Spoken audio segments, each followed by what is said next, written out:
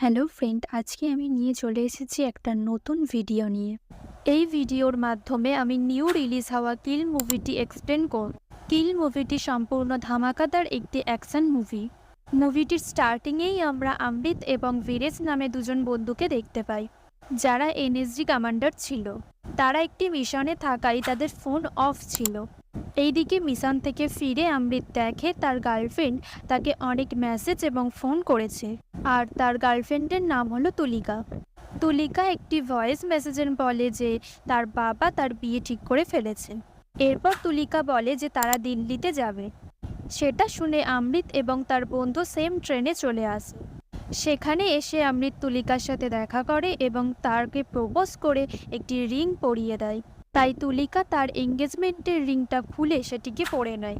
তারপর তারা যে যার নিজেদের কম্পার্টমেন্টে চলে যায় এবং তার কিছুক্ষণ পরেই ট্রেনটি একটি হাইজ্যাকের শিকার হয়। একটি ডাকাত দল ট্রেনে ওঠে এবং তারা পুরো কম্পার্টমেন্টের সমস্ত মানুষের কাছ থেকে টাকা পয়সা এবং সমস্ত জিনিসপত্র নিতে থাকে।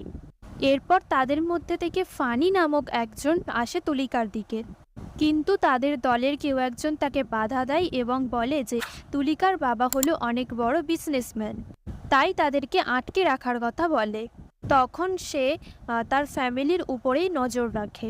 অন্যদিকে অমৃত এবং বীরেশ ফাইট শুরু করে ডাকাত দলের সাথে। তাদের এক এক করে মারতে থাকে, যাকে এক কথায় বলা যায় খুন, এবং সেখানে বীভৎসভাবে খুনোখুনি চলতে থাকে। অন্যদিকে অমৃত তুলিকাকে অন্য একটি কম্পার্টমেন্টে আটকে রাখে এবং তার সেফটির জন্য তাকে একটি ছুরি দিয়ে আসে, কিন্তু তাও ফানি তুলিকার পেটের মধ্যে ছুরি ঢুকিয়ে বীভৎসভাবে মেরে তাকে ট্রেন থেকে ফেলে দেয় এবং অমৃত সেটা স্বচক্ষে দেখতে পেলেও কিছু করতে পারে না। এর ফলে অমৃত প্রচণ্ড ভেঙে পড়ে এবং প্রচণ্ড রেগে যায়। এরপর ট্রেনে আরও ডাকাত দল আসে এবং অমৃত ও তার বন্ধুরা তাদের সাথে ফাইট করে। পুরো মুভিটিতেই এইভাবে অ্যাকশন চলতে থাকে এবং অমৃত ডাকাত দলের প্রত্যেককেই বীভৎসভাবে খুন করে। ফানি বীরেশকে বীভৎসভাবে মেরে ফেলেছিল এবং সবশেষে ফানিকে মেরে ফেলে অমৃত। সবাইকে মারার ফলে অমৃতের অবস্থা খুবই খারাপ হয়ে গিয়েছিল এবং এরপরে স্টেশনে সব আর্মিরা চলে আসে।